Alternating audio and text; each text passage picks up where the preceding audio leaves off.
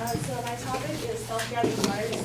A self-driving car is defined as an autonomous vehicle that can sense the environment using radars, laser lights, and computer vision and guide itself without human input, unlike most cars today that have total human control. My proposition is that self-driving cars will be beneficial to the American public. Self-driving cars will, 1, reduce accidents caused by driver error, 2, enhance human productivity, and 3, improve traffic and fuel efficiency. First, self-driving cars will reduce the leading cause for today's automobile accidents, which is driver error. Driver error includes anything from alcohol, drugs, speeding, slow reaction time, and inattentiveness. However, a self-driving car, which is basically a computer, cannot get distracted and cannot make errors of judgment that the real human does. According to a survey by the National Highway Traffic Safety Administration, human error causes 94% of traffic accidents, in which 40% can be traced to alcohol and drug abuse, and this specific cause can be completely eliminated by self-driving cars since they cannot get drunk or high. I know transportation reported a study that says that if only 10% cars are self-driving, around 1,100 lives would be saved, and the economic cost of accidents would be reduced by $20 billion. And they also reported that if 90% are autonomous, then up to 4.2 million accidents can be prevented and over 21,000 lives can be saved. Ultimately, self-driving cars would decrease the number of accidents caused by the driver error due to the lack of judgment. 2, self-driving cars would enhance human productivity because the person inside the car would not be driving and focusing on the road, but instead spend the time doing something else. U.S. Census Bureau reported that the average worker takes 25 minutes to travel to work, and 17% Americans commute 45 minutes or longer. McKinsey, a global management consulting firm, estimated that the worldwide time saved every day by self-driving cars would total of 1 billion hours. The 25 to 45 minutes extra time can be spent on more productive work, such as learning a new skill or language, and employers can even charge for the time it takes to commute to office.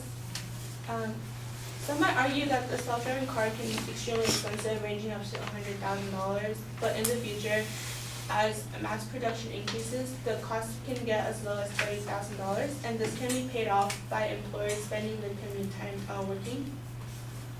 The increase in productivity by Americans also has a total potential for U.S. economies to climb up to $1.3 trillion. And as for students such as Year 9, the extra 25 to 45 minutes can be spent finishing up homework or studying, and professors can use this time to grade papers or prepare for lectures. In the end, the autonomous cars would give extra time for people to allow for more work to get done.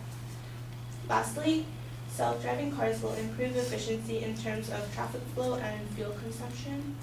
Autonomous cars are designed to optimize efficiency and acceleration, braking, and speed variation, which all help increase fuel efficiency.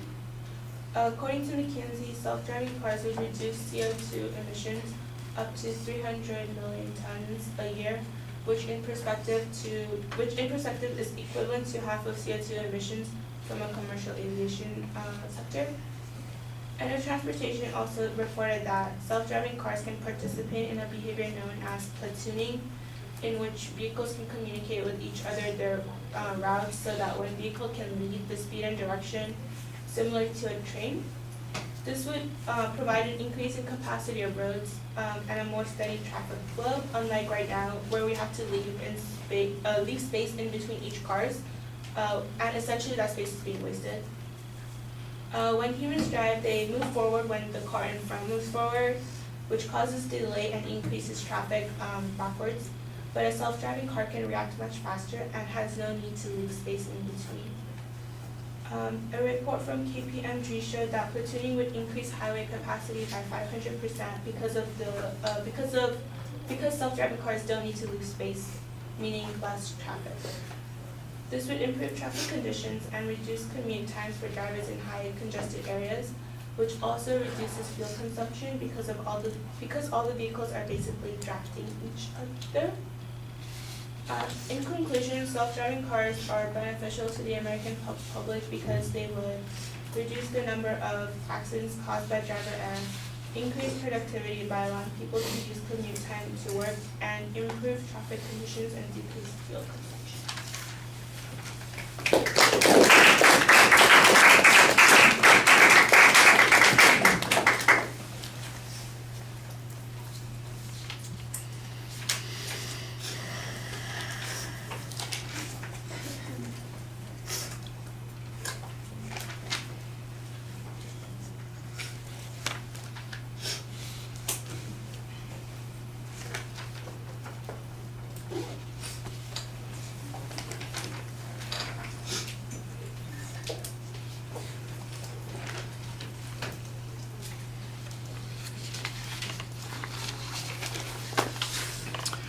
All right, well, you introduced the topic, you define it pretty clearly. I know what your claim is. There's a preview of the supporting structure, although you go through it very quickly. I didn't get the second point until you got to the second point in the body of the speech, although I did know that you previewed it. The other ones came up pretty easy to write down. The secondary points, you've got three distinct categories. The structure seems like it's fine. They're phrased as claims. That part's good. The thing that I think is a little problematic. The best part of the argument is, on that first part, is all the data that relates to human errors and their responsibility for accidents. The part where you say that self-driving cars don't make any of these accidents, there's a lot of assumptions being made here about how self-driving cars are going to function and their ability to accomplish these things without a lot of demonstration that that is in fact going on. We're very early in the stages of this process, and I think that that's where you're making the biggest leap of faith on the effectiveness of these cars. Later on, when you're talking about increasing the effectiveness of the cars, and you mentioned that we can increase capacity by 500%, and that's going to fix all these problems. The cars will just draft on each other. I'm going, well, let's see the technology that is doing that.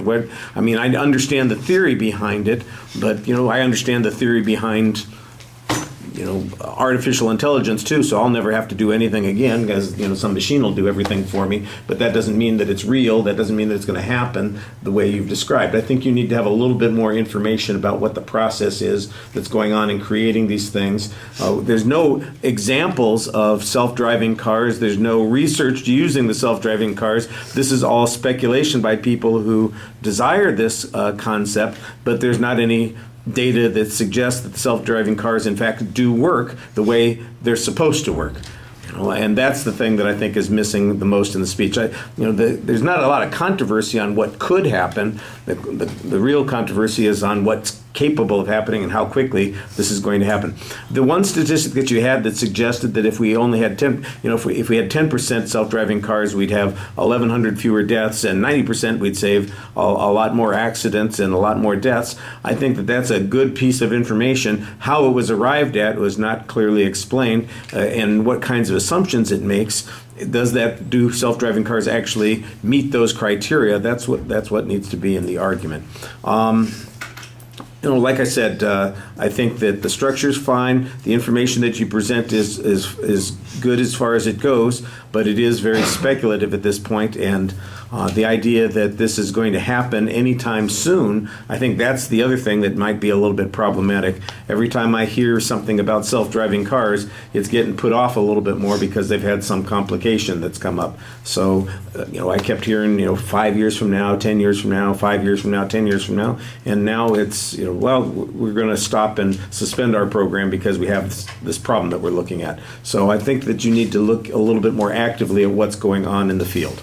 All right, thank you.